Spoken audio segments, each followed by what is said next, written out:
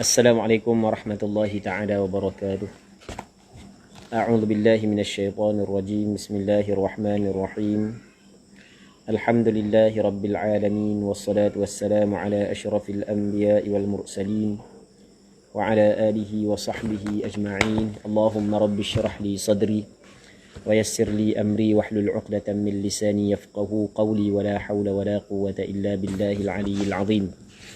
اللهم انفعنا بما علمتنا وعلمنا ما ينفعنا وعلمنا ما جهلنا وذكرنا ما نسينا اللهم يسر ولا تعسر رب تمم بالخير اللهم افتح علينا فتوح العارفين وفقنا توفيق الصالحين اللهم لا سهل إلا ما جعلته سهلا وأنت تجعل الحزن إذا شئت سهلا.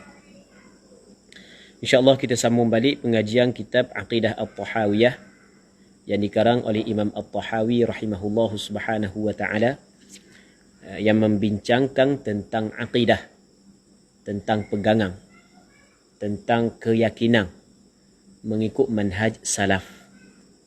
Anjuran Masjid Tebau, muslimin muslimat yang dirahmati oleh Allah subhanahu wa ta'ala. Katanya wala nujadilu fil Qur'ani. Betul situ kan ni? Ada tanda tak? Tenang.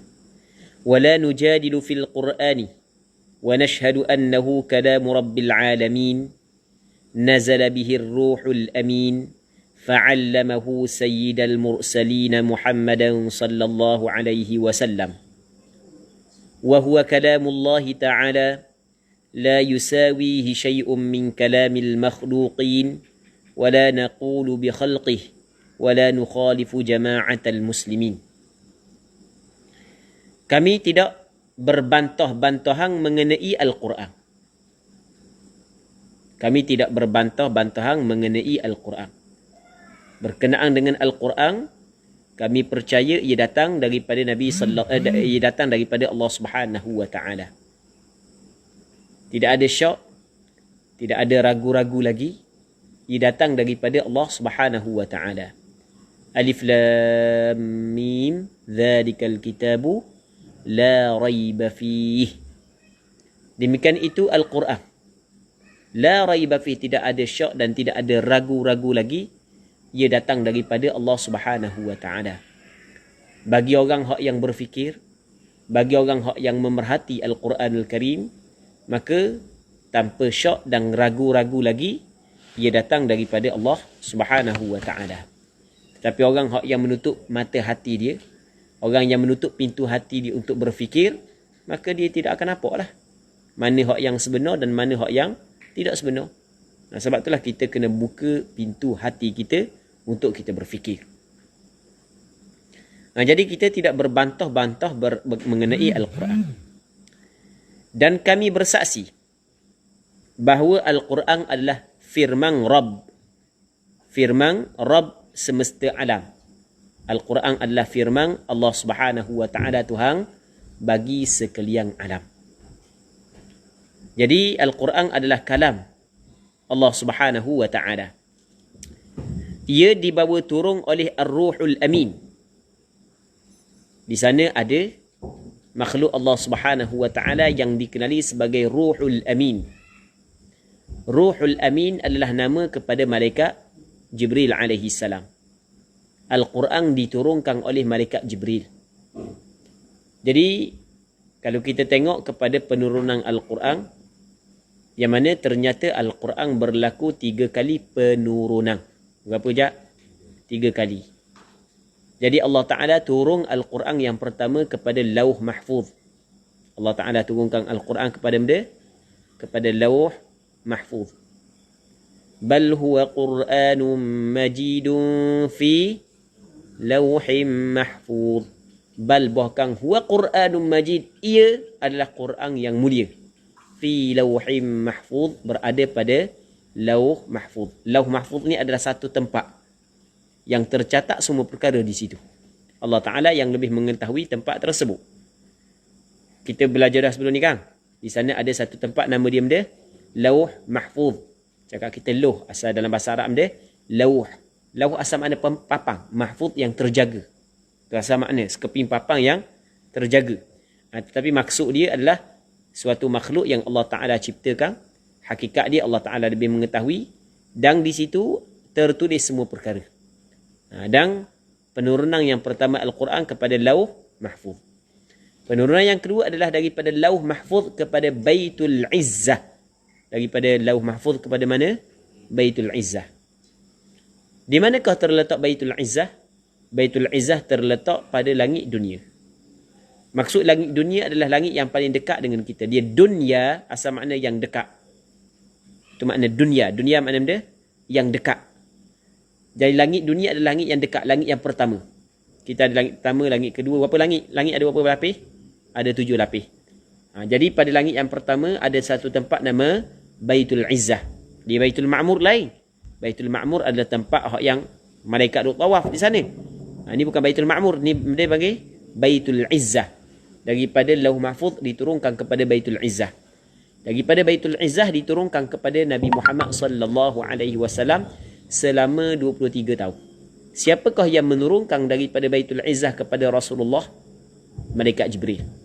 Jadi Malaikat Jibril yang menurunkan perkara tersebut. Sebab itulah dikata lagu mana? Ia dibawa turun oleh Ar-Ruhul Amin, yakni Malaikat Jibril kepada Nabi sallallahu alaihi wasallam, lalu mengajarkannya kepada penghulu para rasul. Siapa penghulu para rasul? Nabi Muhammad sallallahu alaihi wasallam. Allah muslimi muslimat yang dirahmati oleh Allah Subhanahu wa taala. Ketika Rasulullah hampir berusia 40 tahun. Ketika Rasulullah hampir berusia 40 tahun. Dalam hadis yang diriwayat oleh Imam Bukhari dalam kitab sahihnya daripada Aisyah, Allah Subhanahu wa taala hubbiba ilaihil khala. Kata siapa? Kata Aisyah. Benda diberi perasaan kasih, suka kepada Rasul untuk duduk secara bersendirian. Rasa duduk tak duduk seorang, tak mau duduk ramai-ramai. Duduk seorang buat benda, beribadat kepada Allah Subhanahu wa taala. Dan biasanya perkara ni adalah perasaan yang dilalui, yang biasa dilalui bagi orang yang banyak berfikir. Orang yang baca Quran banyak, dia berfikir banyak, tapi masa baca Quran dia tadabbur makna. Masa dia semayang pun dia perhatikan keadaan, masa dia semayang, masa dia berzikir pun dia ingat makna. Maka dia akan naik kepada satu peringkat yang mana dia suka duduk dengan cara dia. Maksud dia suka duduk dengan cara dia, dia menganggap bahawasanya berkawan dengan manusia, dengan duduk cara dia saat itu lebih sedap duduk dengan cara dia. Perasaan nak duduk seorang, tak mau kawan. Sebab kalau kawan apa semua sekali, habis masa kepada kawan dah, habis masa kepada buah, sembang. Tak? Orang yang biasa kawan ni jangan main. Malam pun pergi kedai kopi, jumpa kat kawan-kawan, pagi kedai kopi, tengah hari kedai kopi. Sebab gitu perasaan sedap duduk dengan kawan-kawan. Tapi orang yang Allah Ta'ala angkat sikit, dia rasa tak duduk alang dia. Cakap kita tak duduk alang dia, tak duduk cara dia. Biar ada kawan-kawan, tak duduk cara dia. Tak duduk cara dia. Begitulah hak yang Nabi sallallahu alaihi wasallam dicampur. Hubbiba ilaihil khala, dicampur kepada Rasulullah perasaan untuk duduk bersendirian. Lepas tu Rasulullah sallallahu alaihi wasallam berkhalwah, duduk bersendirian di mana? Di mana? Di Gua Hira. Rasulullah sallallahu alaihi wasallam duduk bersendirian di mana? Di Gua Hira. Rasulullah berkhalwat di Gua Hira. Satu bukit di kawasan sekitar Mekah tu, tak jauh lah daripada Mekah.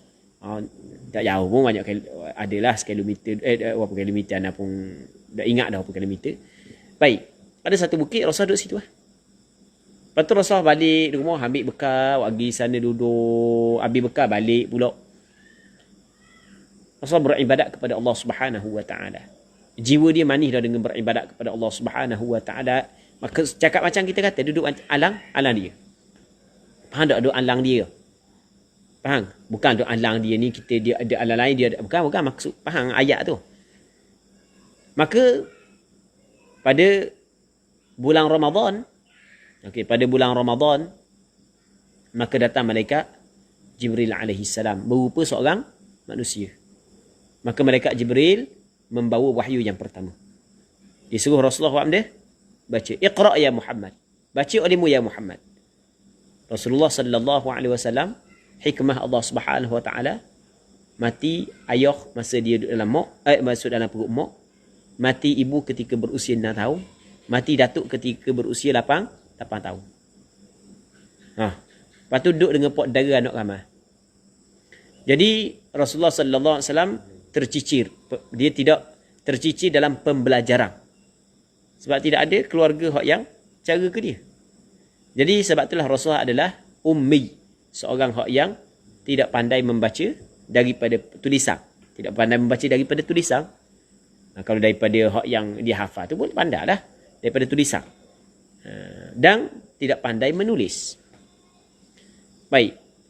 Namun ada beberapa riwayat menyebut bahawasanya pada penghujung umur Rasul pandai dah nulis sikit-sikit. Ada riwayat menyebut. Okey, tak apalah. Kita mau cerita tu. Cuma kita nak cerita benda muslimin-muslimat yang dirahmati oleh Allah Subhanahu wa taala. Rasulullah ketika Rasul tak pandai baca, tiba-tiba malaikat Jibril alaihissalam mari suruh Rasulullah baca. Iqra ya Muhammad. Baca olehmu ya Muhammad. Maka kata Rasul lagu mana? Ma ana biqari. Aku bukanlah orang yang pandai membaca. Ma ana biqari. Ma tidaklah ana aku biqari. Ba pada biqari dipanggil ba zaidah pada khabar bagi ma. Untuk mentaukidkan ma, untuk menguatkan ma. Aku tak pandai baca sungguh. Tak pandai baca sungguh tu maksud ma ana biqari. Aku ni bukan orang pandai baca, aku tak pandai baca sungguh. Itu maksud dia. Lepas tu malaikat Jibril alaihissalam ambil tempat yang Rasul tidur. Hak yang Rasul apa macam tikar gitu. Tempat yang Rasul lapik untuk tidur. Macam selimut, macam ke tikar gitulah. Pas dia ambil dia likung Rasulullah, dia peluk sekemah-kemahnya. Sehingga nak habis napah Nabi sallallahu alaihi wasallam. Lepas tu dia pun lepaskan. Dia kata Iqra ya Muhammad. Baca olehmu ya Muhammad. Kali kedua Rasul kata ma ana biqari. Dia buat benda yang sama, cukup 3 kali. Buat benda yang sama. Maka lepas daripada tu turun ayat dia Iqra bismi rabbikal ladzi khalaq. Khalaqal insana min 'alaq. Iqra wa rabbukal akram alladzi 'allama bil qalam 'allamal insana ma lam ya'lam. Allah. Ayat yang 5 ayat daripada permulaan ni dipanggil 5 ayat daripada surah Al-Alaq. Tu. Daripada surah Al-Alaq adalah hak yang mula-mula turun kepada Rasulullah. Iqra, baca olehmu ya Muhammad.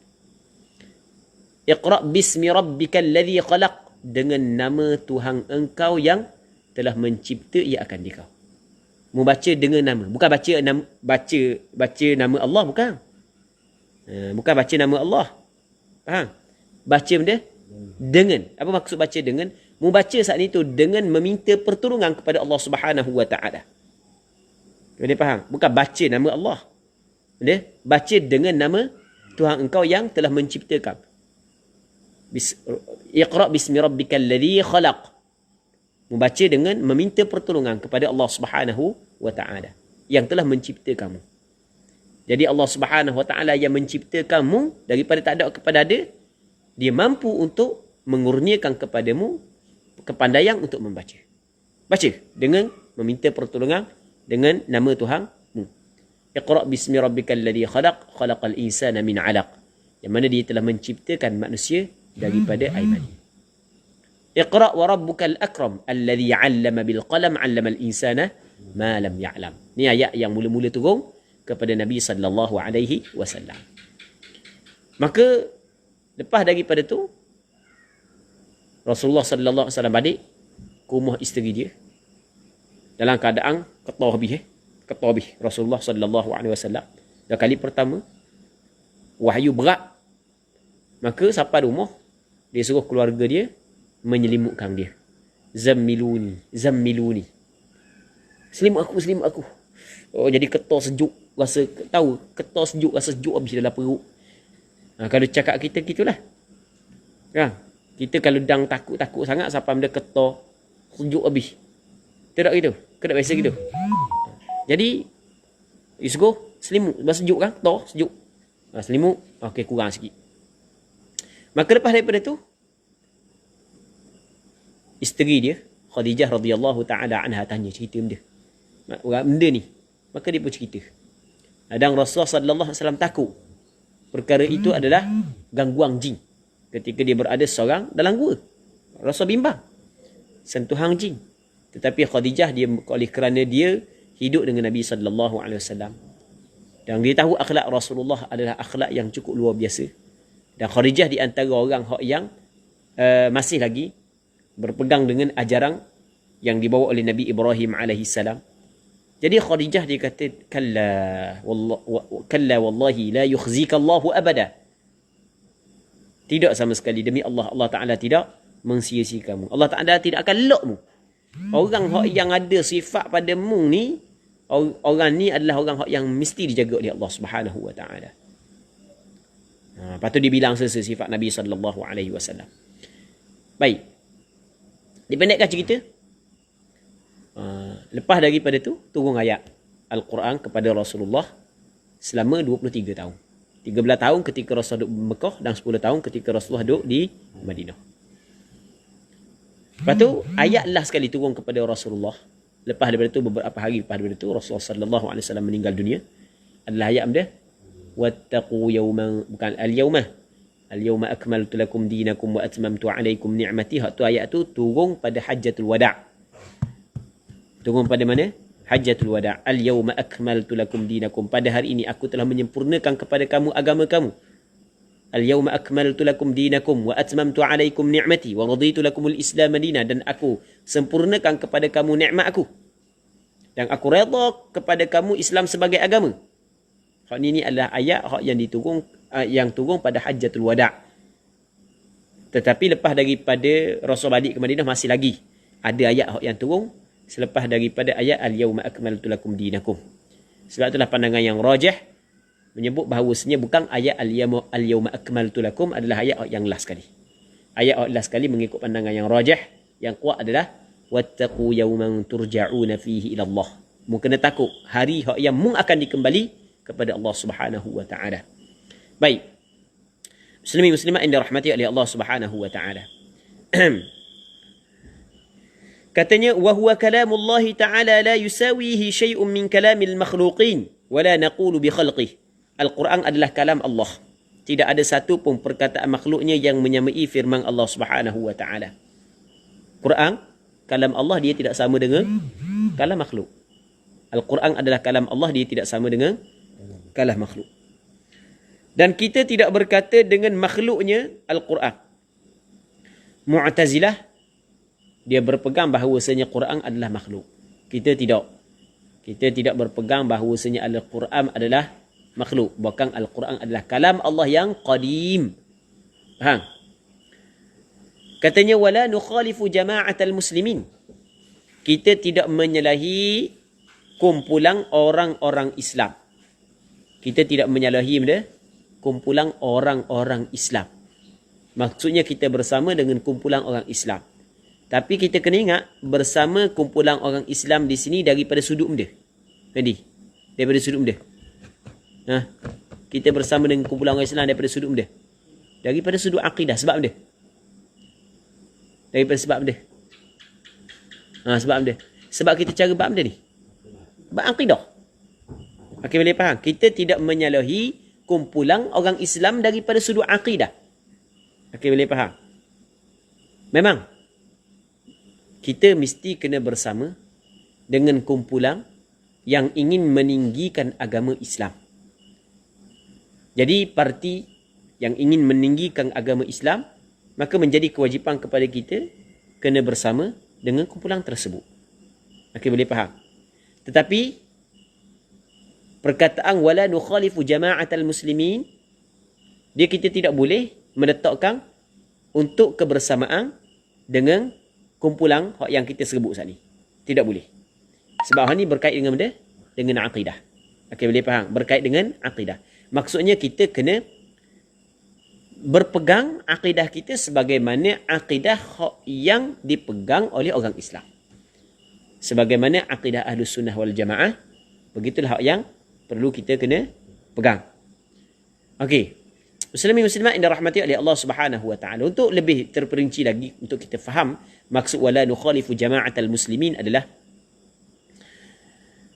di zaman Rasulullah sallallahu alaihi wasallam, Rasulullah sallallahu alaihi wasallam telah mendidik para sahabat Rasulullah daripada sudut akidahnya, daripada sudut pengamalan ibadahnya, daripada sudut akhlaknya.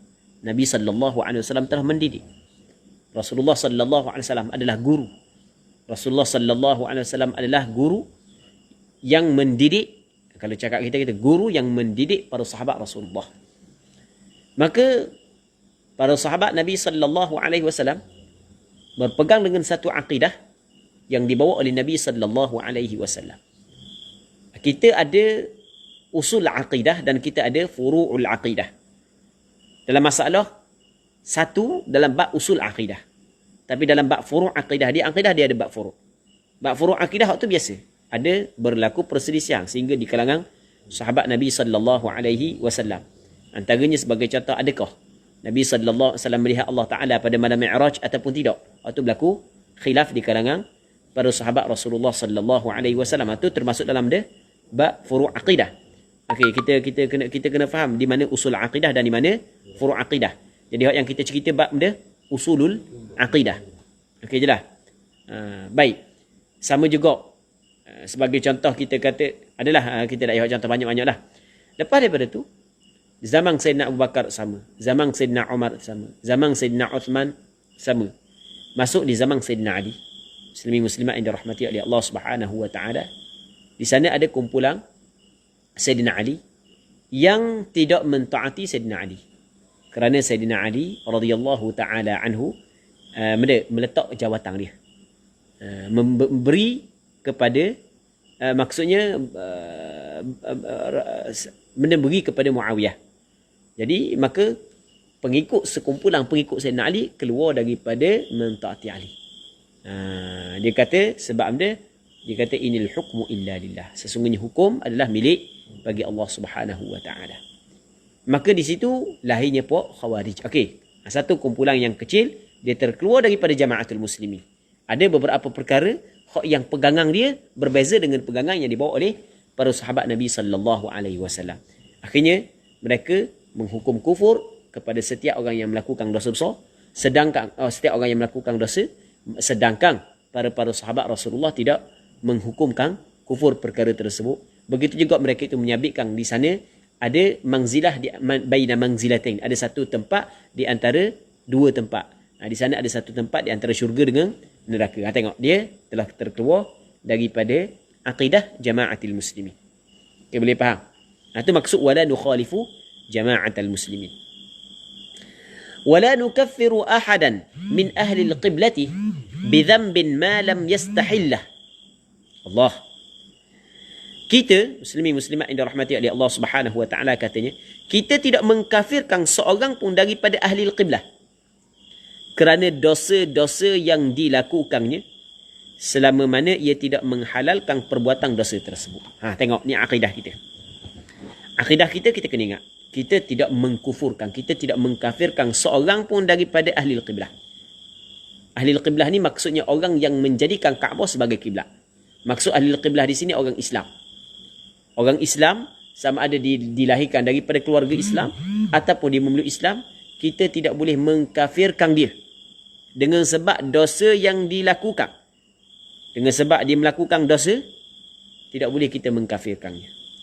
Di sana ada golongan yang berpegang kepada akidah yang salah, iaitu golongan Khawarij. Dia mengkafirkan orang yang melakukan dosa. Ahlus Sunnah wal Jamaah tidak. Semata-mata melakukan dosa, dia tidak mengeluarkan seseorang daripada agama Islam. Tidak mengeluarkan seseorang daripada agama Islam. Sahabat Nabi sallallahu alaihi wasallam ada tak yang melakukan dosa? Ada. Ada tak sahabat Rasulullah melakukan dosa? Ma'idh radhiyallahu taala anhu, dia melakukan dosa berzina. Dia mengaku. Di sahabat Rasulullah ke tak? Sahabat Rasulullah. Dia mengaku tak dengan dosa dia? Dia mengaku bahawa dia berzina. Maka akhirnya dijatuhkan hukuman rejam sampai mati. Perempuan daripada puak Ghamidiyah, daripada puak Ghamidi juga berzina. Lepas tu dihukum rejam sampai mati.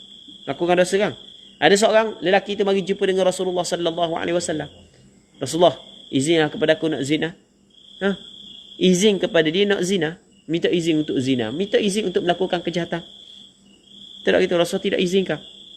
Rasul khabar kepada dia, kalau misalnya orang tengok Rasulullah sallallahu alaihi wasallam didik dia, mu suka tak orang buat kepada makmu? Mu suka tak orang buat kepada adik-beradikmu? Mu suka tak? Tak. Ada begitu juga orang tidak suka mu buat kepada mak dia dan adik-beradik dia. Akhirnya dia benci kepada zina setelah daripada Rasulullah sallallahu alaihi wasallam nasihat kepada dia. Tengok. Tak ada seorang sahabat Rasulullah mari jumpa Rasulullah, suruh Rasul laksanakan hukum hudud kepada dia. Sebab dia sebab dia cium orang puang. Cium orang puang. Lepas tu akhirnya turun ayat innal hasanat yudhibnas sayyiat. Sesungguhnya kebaikan dapat menghilangkan kejahatan. Jadi apabila dia melakukan sembahyang, maka Allah Subhanahu Wa Taala ampun dosa tersebut. Maksudnya ada tak sahabat Rasulullah melakukan dosa? Ada. Semata-mata melakukan dosa, dia tidak mengeluarkan seseorang daripada agama Islam. Sebab itulah tidak boleh kita mengkufurkan, mengkafirkan seseorang daripada orang Islam dengan sebab dosa yang dilakukan. Walaupun dosa besar. Walaupun dia berzina. Walaupun dia minum arak. Walaupun dia merokok. Walaupun dia curi. Tidak boleh kita menghukum dia kufur. Malam yastahillah. Selama mana dia tidak menghalalkan perbuatan dosa. Selama mana? Selama mana dia tidak menghalalkan perbuatan dosa tersebut. Kalau dia menghalalkan perbuatan dosa, maka itu jelas terkeluar dia daripada agama Islam. Kena ingat, antara perkara yang mengeluarkan seseorang daripada agama Islam adalah dia menghalalkan perbuatan dosa. Jadi orang yang melakukan dosa, dia terbagi kepada dua. Yang pertama, dia melakukan dosa. Dalam masa yang sama, dia tidak menghalalkan perbuatan dosa tersebut. Dia tahu benda ni berdosa, tapi dia buat juga. Yang keduanya, dia melakukan dosa. Dalam masa yang sama, dia mengatakan benda tu adalah halal, tidak berdosa. Tak berdosa benda ni. Curi tak berdosa. Tak salah dosa. Arah curi, bagus curi. Dia kata gitu. Na'udzubillah min dzalik. Maka terkeluar daripada agama Islam. Orang tak semayang. Orang tak semayang. Ada kala orang tak semayang.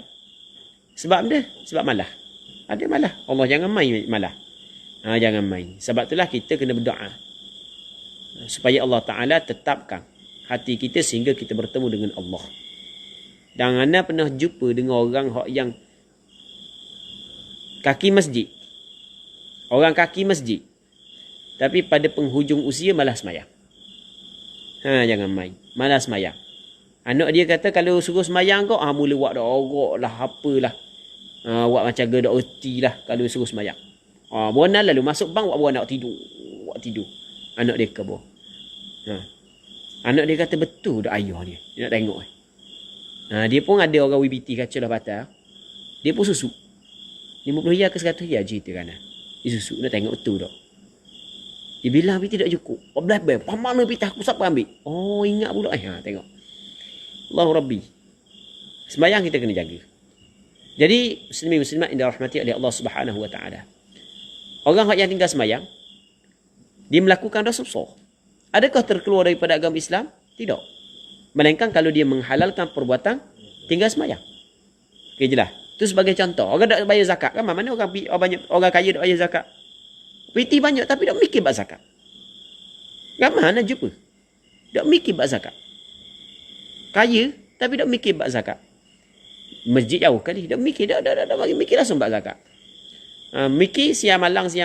Bagaimana nak cari projek baru, produk baru untuk menaikkan bisnes. Itu je. Tengok. Baik. Adakah dia saat itu keluar daripada agama Islam kerana dia telah tidak keluar zakat kerana melakukan dosa besar? Tak. Melainkan kalau dia mengatakan, tak wajib zakat, tak wajib zakat. Zakat ambil kau tak wajib. Nak pergi cari diri, susah. Aku cari diri. Itu keluar daripada agama Islam. Mati kena jarak tanah jarak Cina. Tanah jarak Cina. Kena tanah cacang. Ayat jahat gitu lah. Kena tanah cacang. Dari tanah tu. Tanah jarak Cina kena tanah cacang. Ataupun pakar-pakar lepo tu. Lepo pergi makan babi gitu. Sebab orang tu terlalu hina di sisi Allah Subhanahu Wa Taala kerana dia asal orang Islam. Lepas tu dia cakap lagu tu. Dia mempermainkan perkara-perkara yang berkait dengan agama sehingga mengeluarkan diri daripada agama Islam. Na'udzubillahi min dzalik. Cu cakap bahasa orang ngasar orang kita cakap gitu mati kita tanah jarak sini kalau mati hak jenis lagu tu. Tanah cacang teguh. Lepoi makan babi. Dawak gitu. Cuma cakap ngasar. Muslimin muslimat yang dirahmati oleh Allah Subhanahu wa taala. Baik. Dia selama mana dia tidak menghalalkan dosa tersebut, maka kita tidak boleh kufurkan. Tidak boleh kita hukum dia kafir. Tapi kalau dia menghalalkan dosa, maka jelas dia kafir. Jadi dia kata tak wajib semayang. Jelas kafir. Kafir dia. Okey, boleh faham? Apabila kafir, kita kena faham muslimin muslimat yang dirahmati oleh Allah Subhanahu wa taala, sembelihan dia tidak halal. Sembelihan dia tidak halal. Kita kena pisahkan di antara suami dan isteri. Tak boleh kita lock. Kena pisahkan. Tu benda kewajipan kepada pemerintah. Dan pemerintah suruh dia kena suruh dia bertaubat. Kalau kita mampu bagi nasihat dia, kita kena nasihat suruh dia bertaubat kepada Allah Subhanahu wa taala. Baik. Kalau dia bertaubat, alhamdulillah. Kalau dia tidak bertaubat, maka kalau dia mati dalam keadaan tersebut, kekal dalam neraka dia. Na'udzubillahi min dzalik. Baik. Jadi untuk malam ni kita berhenti sini dulu. InsyaAllah kita sambung balik pada minggu akan datang. Jadi kita baca kitab yang kedua pula. Bismillah wassalatu wassalamu ala rasulillah wa ala alihi wa sahbihi wa man walah.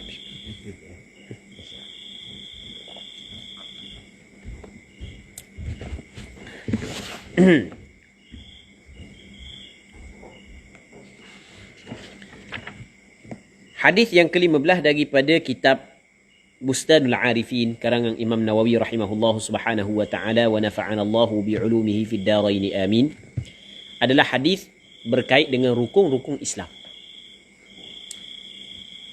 Tidak ada agama yang diredai oleh Allah melainkan agama Islam. Sebab tu kita apabila kita ni orang Islam, kita kena berbangga. Kita jangan sekali-kali takut dengan mengatakan bahawa kita orang Islam. Kita mesti kena berbangga kita dengan orang Islam. Ada ke orang malu nak kata dia orang Islam? Ada. Mungkin kita belum lagi diuji sampai kepada tahap ni. Ada sebahagian daripada pelajar-pelajar universiti, ketika dia menyambung pembelajaran dia di luar negara, di negara orang kafir, jadi dia bergaul dengan orang bukan Islam. Dia bergaul dengan orang bukan Islam. Tiba-tiba permainan media mengatakan orang Islam zalim. Jadi kawan-kawan dia tahu dah, kawan-kawan dia tahu dah benda dia ada masalah, baik je dia. Akhirnya dia malu untuk mengaku dia orang Islam. Allah, itu adalah satu ujian yang cukup besar. Kita mesti kena berbangga bahawa kita orang Islam. Kerana agama Islam adalah agama yang mulia. Tidak ada agama yang paling mulia melainkan dengan agama Islam. Tidak ada agama yang Allah Ta'ala redha melainkan agama Islam. Wa raditu lakumul islama dina. Aku redha kepada kamu Islam sebagai agama. Wa man yabtaghi ghairal islami dinan falan yuqbala minhu wa huwa fil akhirati minal khasirin. Sesiapa yang mencari selain daripada Islam sebagai agama, maka tidak akan diterima. Tidak akan diterima. Falan yuqbala minhu wa huwa fil akhirati minal khasirin. Di negeri akhirat dia termasuk dalam golongan orang yang rugi. Jangan sekali-kali kita takut. Jangan sekali-kali kita malu untuk mengatakan kita orang Islam. Bagaimana peliknya umat Islam di zaman ni yang malu untuk mengaku dia orang Islam. Ni berlaku. Malu untuk mengaku dia orang Islam. Sedangkan Rasulullah dan para sahabat sanggup bertukar nyawa untuk memastikan agama Islam terletak pada tempat yang paling tinggi, untuk meninggikan agama Islam. Ini satu musibah yang cukup besar. Dalam bab-bab yang kekurangan yang ada pada diri kita, tak apa kita malu. Kekurangan yang ada pada diri kita. Tetapi kalulah bab agama, malu untuk menyatakan kita beragama Islam, itu adalah satu musibah yang cukup besar. Baik, jadi kita kena berbangga. Aku orang Islam. Aku orang Islam. Jadi orang yang kawan dengan orang bukan Islam, kawan dengan Cina ke, kawan dengan India ke, di tempat kita, ataupun kawan dengan orang yang bukan Islam di luar negara, yang bukan duduk dalam masyarakat Islam, dia kena berbangga bahawa dia orang Islam. Dan dia kena tunjuk contoh bahawa orang Islam tidaklah zalim. Orang Islam tidaklah jahat. Sebenarnya Islam tidak mengajar perkara-perkara tersebut. Tetapi mainan media sehingga kan sebahagian daripada orang bukan Islam melihat kepada orang Islam seperti melihat kepada serigala dan seumpamanya. Baik, muslimin muslimat yang dirahmati oleh Allah Subhanahu wa taala. Katanya Ani bin Umar radhiyallahu taala anhuma, qala Rasulullah sallallahu alaihi wasallam, buniyal Islamu ala khams, syahadati an la ilaha illallah wa anna Muhammadar Rasulullah wa iqamis salah wa ita'iz zakah wa hajjil bait wal hajji wa shaumi Ramadan, muttafaqun alaih. Rabban dah. Jadi untuk malam ni kita berhenti sini dulu, insya-Allah. Kita sambung balik pada minggu akan datang kalau sekiranya dipanjangkan umur, dan kita berdoa kepada Allah Subhanahu wa taala agar pengajian kita pada malam ni diberkati oleh Allah Subhanahu wa taala. Allah Subhanahu wa taala a'la wa a'lam. Sallallahu ala sayyidina Muhammad wa ala alihi wa sahbihi ajma'in. Walhamdulillahi rabbil alamin.